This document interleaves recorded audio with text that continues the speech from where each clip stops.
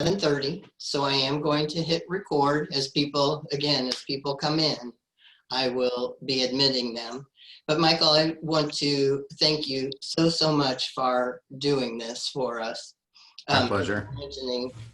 For those of you who don't know me, I'm Lisa with Recruiting for Growth. And as I mentioned before, it's always surprising to me the number of people who don't recognize that they really are in sales. If they're a business owner, they always have to sell themselves and that kind of thing. So I'm really thrilled that Michael is here to help us with inside sales especially. And he has offered to take our questions and he will take them from you directly, but I'm going to be selfish and start with one of my questions. And one of the things that I find is that it takes more and more contacts or attempts to contact before I'm actually able to speak with somebody. Sometimes it takes 8 times, sometimes it takes 12 times. And I do that in various ways. Can you talk to us about the cadence and the number of times that you've experienced or that you hear from your clients that it takes? Sure. Yeah, sure. I think it's interesting, when you say it's taking longer or taking more. And I always want to ask, well, compared to what, right? I mean, because I don't think it's actually harder. It's actually a lot easier to sell now than it ever was before. And a lot of people don't realize it. They think it's getting harder. And I'm like, okay, well, how many of you started with selling with a phone book, right? Here's your leads, pick up. That's how I got started. Now we have, LinkedIn, to generate inbound warm leads. My goodness, when I first got started in sales, I'm dating myself, but you needed 10 grand a month, to commit to a magazine for 12 months to have a chance of getting some inbound leads, or get the phone ring or some radio spots. Now you could create a free webinar and offer something of value and then promote that for free, out on the internet and then drive people to you. And then now you have some, fresh warm leads. So I actually think it's a lot easier now as it regards to your first question about how many times it takes. I mean, I think the more important thing is making sure that the people that you're going to decide to call, make sure whether they're worth 1 call or 10 calls, make sure that you have a solid list of suspects, meaning people that pre-qualify to fit into what I call your ICP, your ideal customer profile. Because the last thing you want to do is call people, even if you get a hold of them on the first attempt, if they're not the right fit, right, or if they don't have the right demographics and things of that nature to be considered a top lead for yourself, you're going to burn yourself out. So it always goes back to having making sure you know who your target audience is. You want to go deep, not wide. And then, especially if you're doing outbound calls, and make sure that you're hitting a number of dials per day. It's better to have. I hear a lot about these cadences. You even brought it up. Like, what's the perfect cadence? There isn't one. There really is no perfect cadence. You can find something that works for you. That's fine. I actually personally have a 3 strikes you're out rule. Like, if I try you 3 times, I know that my message when I leave a voicemail and I send an email is so spot on for my audience that if I don't hear back from them, after that 3rd attempt, I just move them back into my drip marketing campaign, and I'm just moving on to the next cycle of leads, and I'll let my drip marketing campaign take over and nurture them. And if they raise their hand, that's fine. But I'm a big believer, especially since I have a straight commission cold call background. I'm not going to chase anybody that doesn't want to be caught. So I know that if I leave my value statement on a voicemail and I leave my value statement in an email, and I'll tweak it on the 2nd and 3rd one if I have to leave 2 or 3 voicemails. But I know that if I don't hear back from them, either they don't have the problem or they're just not interested in solving it. And then so I'm not here to convince somebody that they I don't want to chase somebody that doesn't want to be caught. So I'd rather put my effort into other fish out there. So I really think the short answer, and I'm giving you a long answer to your question, but the short answer at the end of the day is to set a goal as to how many dials per day you want to do. And just start going through your list. And then when you get to the end, just start it again, go back to the top. And whether that takes you a couple of days, whether it takes you a couple of weeks, or however it takes you to cycle through them and then start back over again. And then as long as you're having that kind of inertia, if you will, you're putting that kind of effort into it, you're gonna make some noise. You're gonna get some people to respond. You get some conversations going. Is there, you mentioned set a goal for the number of calls that you're going to make. Yeah. Is there a magic number Yeah, or there that you actually is. suggest? Yeah, there is. Of course, it really now it depends if you're talking to like I'm I'm considered a solopreneur now, right? I've owned Sales Buzz for after I sold my first company, so I've been doing this since what 2008. So with that being said, if you're a solopreneur and you're wearing lots of hats, the number I'm gonna give you is gonna be a lot more difficult because it's Right. really for what a full-time sales rep would do. But as if I go off of my history of as a straight commission sales rep prior to owning my own companies, what I learned a long time ago, and I was grateful for this person that taught me this, the number of dials per day, there's actually two metrics that you have to use. It's number of dials a day and or talk time. And I'll explain, how this works. So the number of dials is 60. Really? Yeah. Yeah. If you're a solopreneur, then the best way to do that is, if you're not like hitting your numbers and your quota and like you're just living paycheck to paycheck or deal to deal, and you can't do $60 a day, you're going to be better off, hiring it or outsourcing that like to an intern or something just to set the appointments for you, things of that nature. But yeah, $60 a day and or 3 hours of talk time has always been the optimal performance metrics numbers for sales. And the reason is this. First of all, the reason why it's dials and or talk time is because there's going to be days where you do 60 dials and you speak to almost nobody. That's the life of sales, right? So you might only have an hour of talk time with 60 dials, and the talk time starts from the time they pick up the phone on the other end until that call ends. And so if you're using like a VoIP, it makes it great now. If you're using a VoIP system, it'll track it for you automatically, and you can set up to get a report at the end of the day or how much talk time you had and how many dials you had. So you can automate that. What I used to do when I first learned this, I was working at a company that and you have to understand, the person that told me this was the president of this division now, but he started at the ground floor and worked his way up. And he says his number one metric is above everything else. He wanted to do $60 a day and or 3 hours of talk time. And then he implemented a software tool that would send a report at the end of the day for everybody to see how well they did for his team. A lot of the sales reps thought it was like Big Brother watching. They didn't like it. I came in and said, hey, that's pretty cool. Can I get a report at 12:01, 3:01, and then at 6:01 p.m.? Because I wanted to pace myself. I wanted to see where I was throughout the day. So if I was down a little bit, I knew I had to kick it up, things of that nature. But again, going back to the number of dials, if you do $60 a day, you could only have maybe an hour of talk time. That's okay. It's going to balance out. There's going to be other days where I just had the magic touch, every time, every third call I'm making, whatever, I'm getting somebody on the phone, I'm getting deep into the call. I might've only done 24 dials, but I've had 3.5 hours of talk time. So it'll balance it out. But that really is, if you structure your day around that, and that's your focus and your goal, and you're consistent at it, just give it 20 business and one business month and watch what happens to your pipeline. Even if you have average sales skills, you're going to make things happen if you're doing that kind of output. Do you have a recommendation with regard to that first voicemail? Let's just say I call you for the very first time. That's not my dog. And I'm leaving you a voicemail. Is there a recommendation with regard to the voicemail, and do you follow that up immediately with an email, or what do you do? Yeah. I almost want to say I'm the one that kind of coined that whole thing, because way back in the day, I've been doing this forever. Because a lot of people don't leave voicemail. A lot of salespeople won't even leave voicemail. They're like, yeah, nobody calls me back. I'm like, well, you don't know what the objective of a voicemail is, so how to maximize it. Two, they're not calling you back because nobody checks their voicemail anymore. They're not calling you back because you're not piquing their interest enough. Right. So sometimes the example, and I go way overboard in this example, but just to drive the point home, if I called somebody as a total stranger and I said, hi, I found this wallet at XYZ restaurant with your license, can you please call me? I'd like to give it back to you.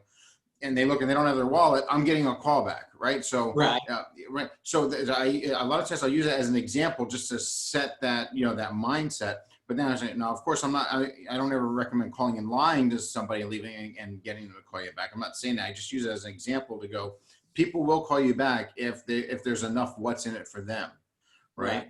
But you also do not want to over explain on a voicemail, because you don't want to give them enough information to where they can make a quick, albeit, uneducated decision on if they should call you back or not. So you got to thread that needle. You don't want to be too mysterious, because that just raises the flags.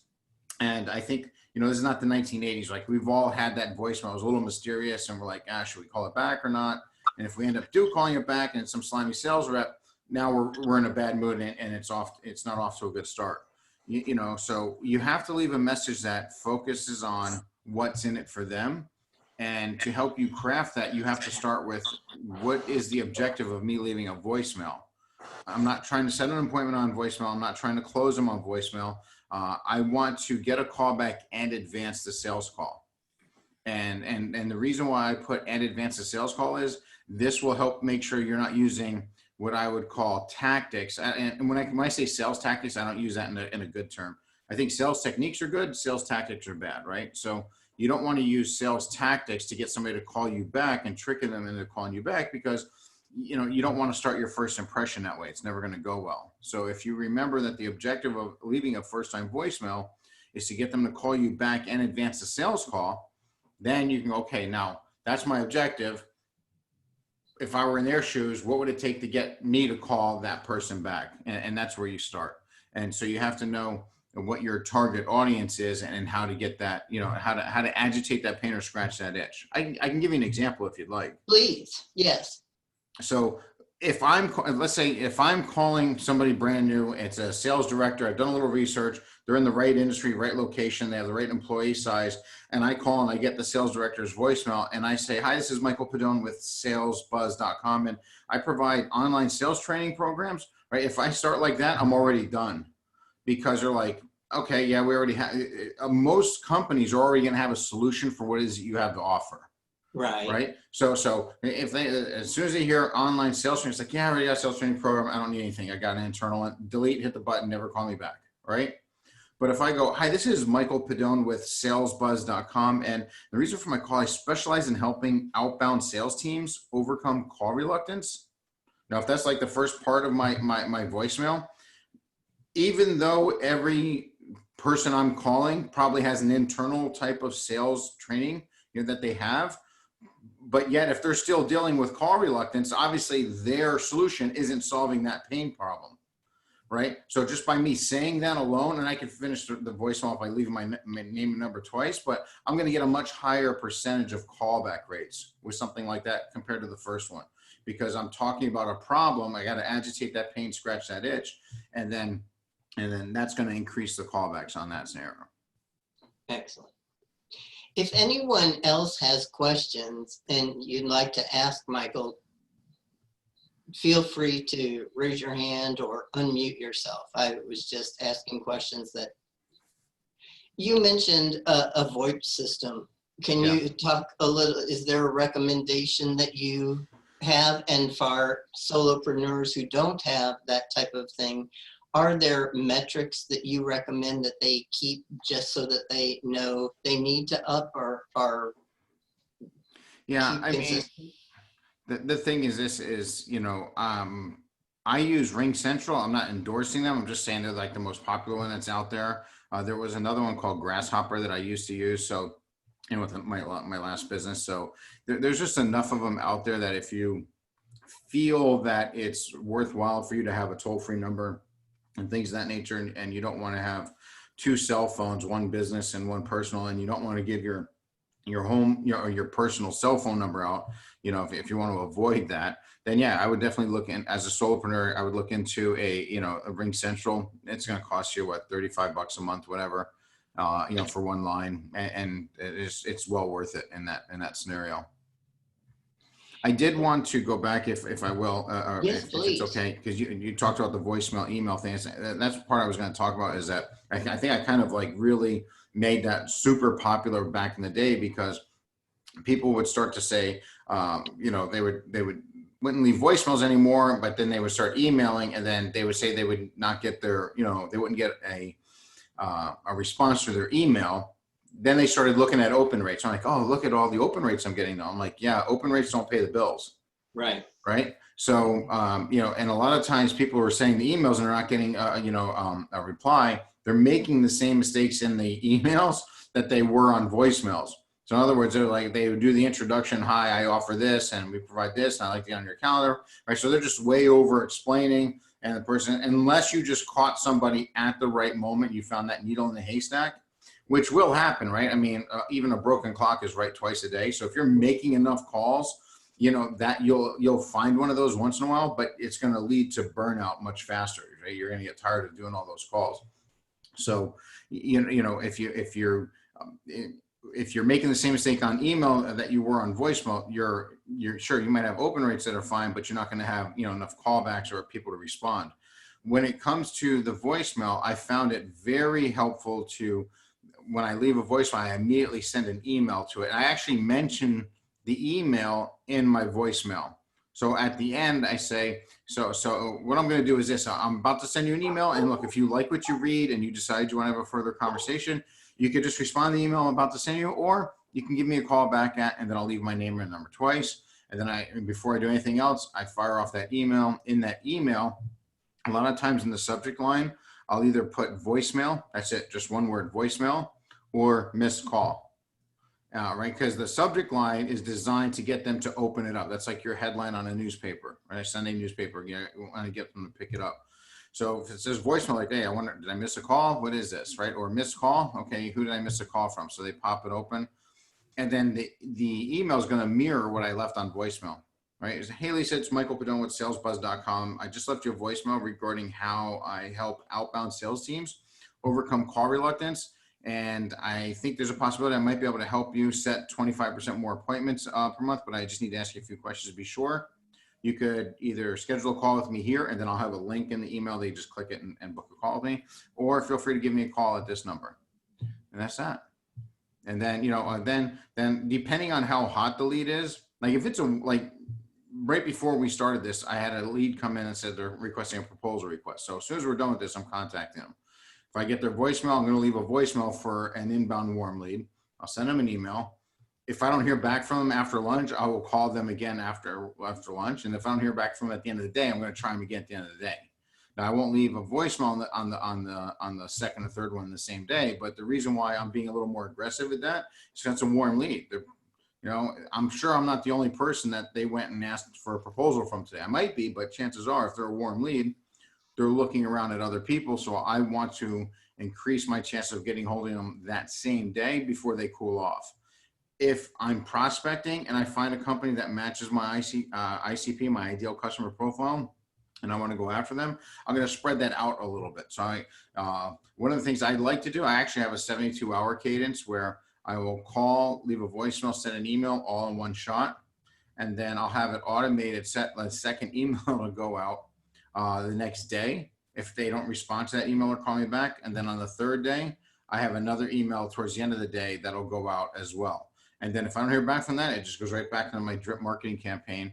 And, I just move on to the next, on the next leads. That's worked very well for me as a solopreneur, where if I know I have to make my output high and I might not be able to do, $60 a day consistently since I'm managing so many things. So then I'll use a software tool to where, again, I call it the 72 outreach.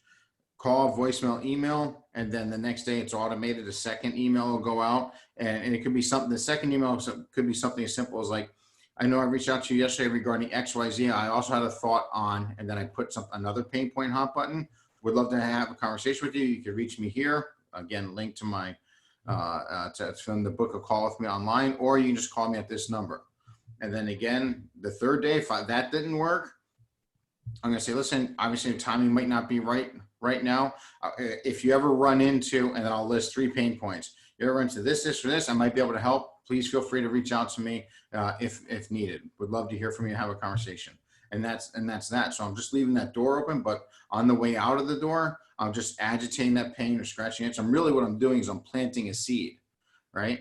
So like whether it's that later that day or later that week or later next month, all of a sudden, if they start having one of those issues, that I spoke about, and it, it's keeping them up at night or whatever. And next thing you know, they dig for that email, they respond back, or they give me a call. Now I have a warm inbound lead, because now they're interested.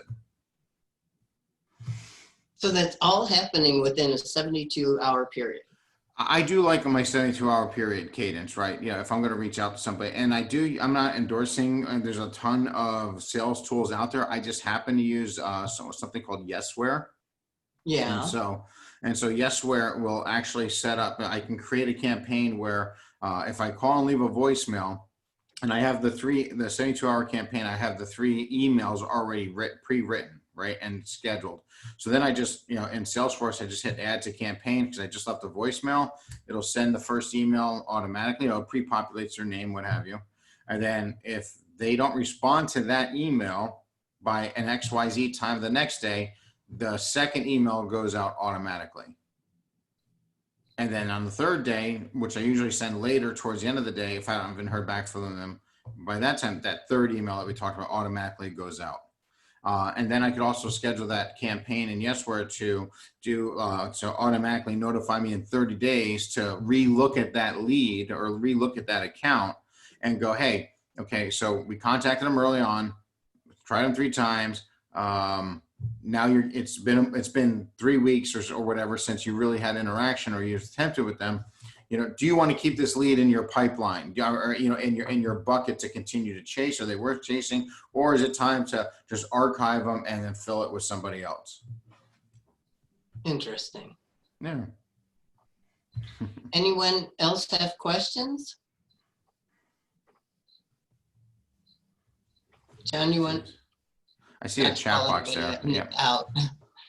Okay, I just saw a chat box come in. Okay, so somebody's asking, are there any lead generation companies you recommend? I've used some in the past, like Discover, or Sales Genie, Lead 401. Have you heard of Arrow Leads or Callbacks or Lead Grabber?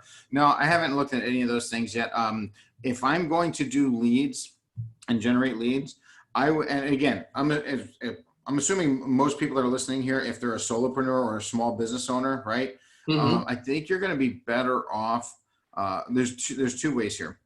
I think you're going to be better off becoming a subject matter expert, an SME, and then do things like this where people will ask you questions that you can offer advice, and then create these little 60-second YouTube clips and put them out there and post them out there. I would also do some webinars. The Sales Buzz company that I own now, one of the ways I got it kicked off is I actually gave away a free webinar where, and it was on a subject that was really important to people and my target audience. And I promoted it for free on LinkedIn and things of that nature.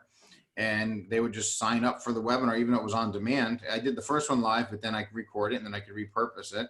And like every day, the thing, here is 12 years later, and every day I'm always getting inbound leads. Somebody finds that, they fill the form out, and then I'll look at that to go, okay, do they match my ICP? And if they do, great, I'll go after them. If not, I just let them continue to get the newsletters or whatever, and I don't worry about it, which brings me to my next point. You're going to need multiple lead sources if you want to grow. So you're going to want to, you're going to want to work on getting inbound leads, like, from a webinar, a pre-recorded webinar. You're going to want to do guest speaking. You're going to want to do you want to write blogs, things of that nature. You might want to put a little money into, CPCs to get some leads your way, but then you also are going to have to, do some outbound stuff and some marketing. And so regarding the lead source, there's a ton of them out there. Uplead is another one that that wasn't mentioned. It's one of like the newer ones, but it's pretty simple to use, and it has some. What I like about the lead source is that you're going to want to know who your ICP is. So I would say start small, right?